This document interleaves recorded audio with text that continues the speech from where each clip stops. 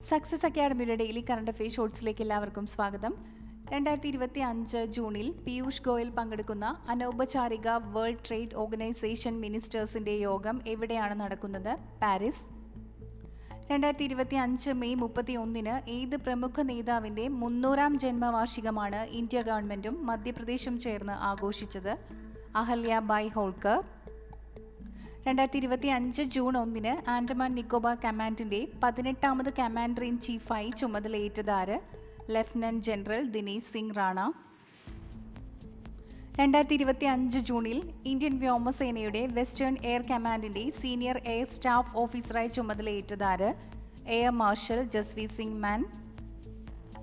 ഇന്ത്യയിലെ ആദ്യത്തെ AI focused special economic zone എവിടെയാണ് വികസിപ്പിക്കുന്നത്? നവ റായ്പൂർ. ക്യാമി റീത്ത ഷെർപ്പ അടുത്തിടെ എത്രാമതായി എവറസ്റ്റ് കീഴടക്കിയാണ് പുതിയ റെക്കോർഡ് സ്ഥാപിച്ചത്? 31ാമത്. 2025 കായിക രംഗത്തെ പ്രിൻസസ് ഓഫ് ആസ്റ്റൂറിയസ് അവാർഡ് ആർക്കാണ് ലഭിച്ചത്? Serena Williams.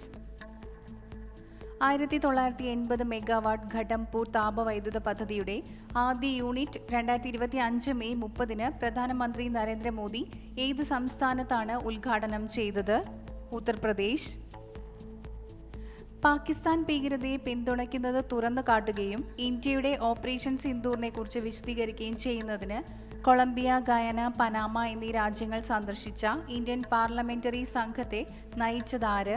Sasi Tharoor. 2025 miss world കിരീടം നേടിയതാര്? ഒപ്പാൽ സുജത.